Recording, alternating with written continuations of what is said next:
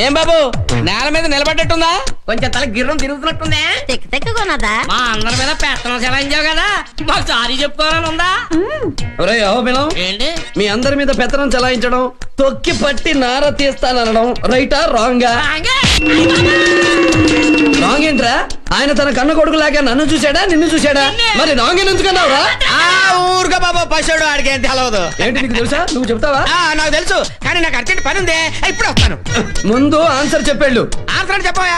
రైటా రాంగా? ఏంటి నువ్వు చెప్తావా? What is the question? Same question. రైటా రాంగా? అయితే వెరీ సింపుల్. రాంగ్ అంటే ఆయన కొట్టావు కాబట్టి రైట్. రైట్ ఏంట్రా? 15 సంవత్సరాలుగా ఈ ఆస్థానంలో పనిచేస్తున్న మీ అందరి మీద పెత్తనం చలాయించాకు నాకెవడిచ్చాడు రా? కరెక్టే బాబు. గుడ్ నైట్ బాబు. ఒరేయ్ భద్రాచలం, నువ్వు అక్కడి నుంచి వెళ్ళిపోతే నీకు బ్యాడ్ నైటే. ఇక్కడికి వచ్చి ఆన్సర్ చెప్తే గుడ్ నైట్. అంతేనంటారా? రా, ఇందాక వాడు నేను ఏమడిగానో తెలుసా? రైటా రాంగా? అండ్ కొంచెం చేస్తారా? రైట్ అంటే ఆయన కొట్టాడు, రాంగ్ అంటే ఈయన కొట్టాడు. Right wrong. రైటా రాంగా? రైట్ రాంగో 10 నిమిషాల్లో తెలిసిపోతుంది. రా గురు. నేనేమలేదు. పర్వాలేదులే. పద గురు. తాగురు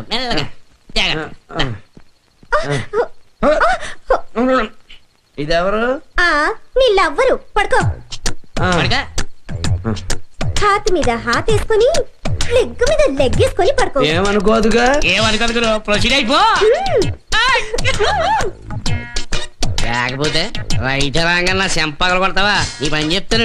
రైటా? మీరు ఇక్కడే ఉండండి, మేము వెళ్ళి త్వరగా వెళ్ళండి.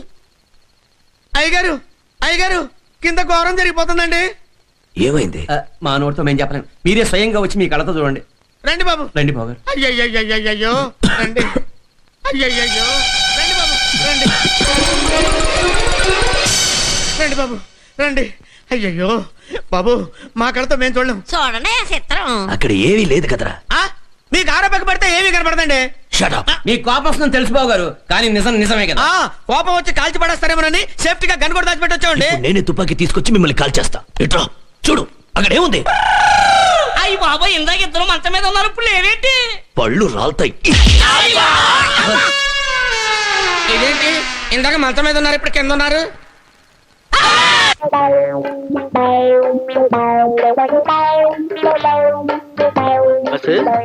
వాళ్ళ నాన్న మనకు బయటే కనిపించాడుగా, మరి ఈ స్త్రీ ఇంటిలో కనిపించింది బస్సు? ఇది మంచి సమయమని మనం వస్తే మన్ని నిరుత్సాహపరుస్తుంది మీరా ఈ స్త్రీ. ఏ గుడ్డివాడు గారు, ఇక్కడికి ఎందుకు వచ్చావు? అందుకేనా? బస్సు డైరెక్ట్ గా పాయింట్ చెక్ వచ్చే బస్సు, లేకపోతే వాళ్ళ నాన్న వచ్చేస్తాడు.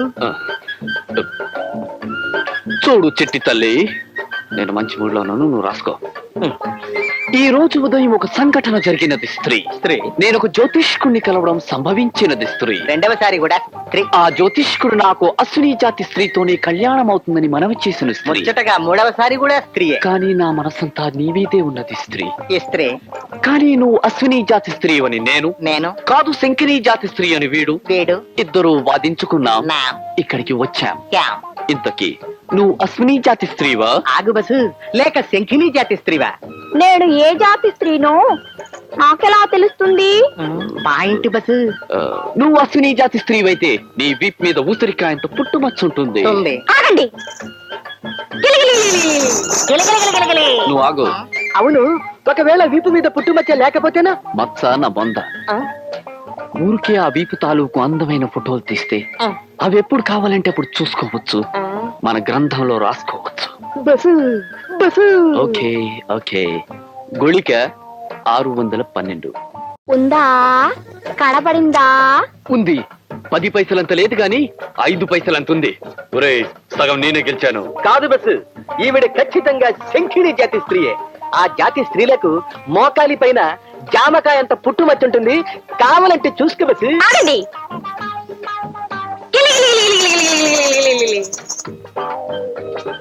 ఐడియా ఎలా ఉంది బస్సు? బ్రహ్మాండంగా ఉంది. మొత్తం అందాల్ని కింద నుంచి పైదాకా చూడొచ్చు. కెమెరా రెడీ చేశాను, దొరకగానే నొక్కేస్తాను. గుళిక 613. చూసుకుంటారా?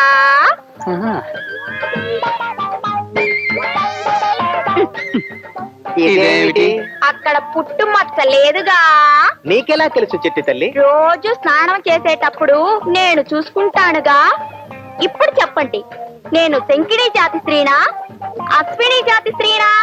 ప్రస్తుతానికి నువ్వు అశ్విని జాతి స్త్రీవే, అంటే నా స్త్రీ అనమాట. అయితే ఈ సంగతి మా నాన్నతో చెప్పాలి. నానా, నానా, నానా.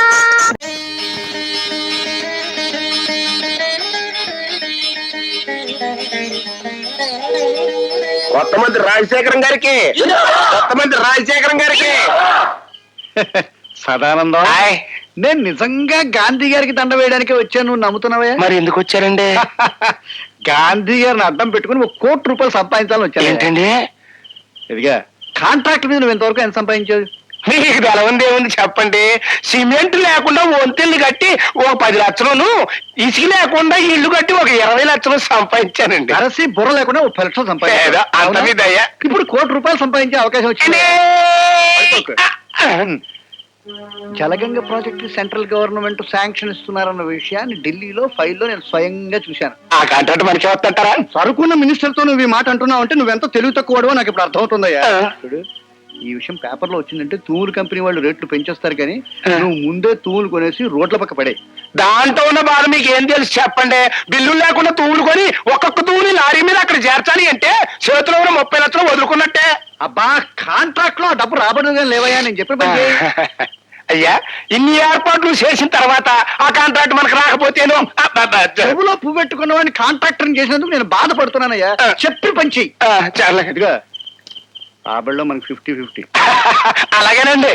ఇదిగా స్విస్ బ్యాంక్. అయ్యి బాబోయ్, అది సస్య మర్చిపోను. మీరేం కంగారు పడకండి. తెల్లారే పాటికి రోడ్లు కనపడకుండా తూములతో పూడ్చి పెట్టిచ్చేస్తా.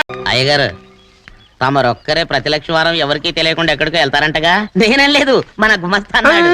తామరు వెళ్ళటం మన చెన్నయ్య కూడా ఇష్టం లేదంటగా? నేనలేదు, మన నాగమనంది. ఎవరికి తెలియకూడదనే తమరొక్కరే కారు కూడా తోలుకుంటూ వెళ్తారంటగా? నేనలేదు, మన అన్నవరం అన్నాడు. తమరు వెళ్ళేది రాజమండ్రి అట్టగా. ఎరా, ఎవరేమన్నారని నేను నిన్ను అడిగానా? ఇదిగో, ఇక మీదట ఏదైనా నిన్ను అడిగితేనే నువ్వు నాకు చెప్పాలి. పోరా. రేయ్, అయ్యా,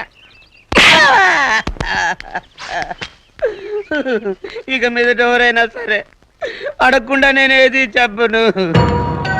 ఏంట్రా చంపెంత చేయట్టుకున్నావు? అక్కడ కొట్టింది ఇక్కడ ఎదిరిందండి.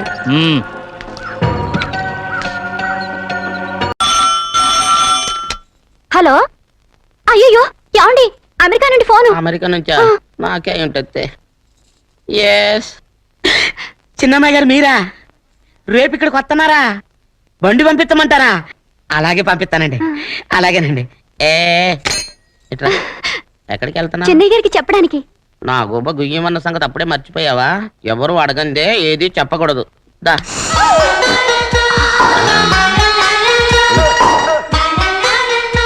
ఆయనకు నువ్వే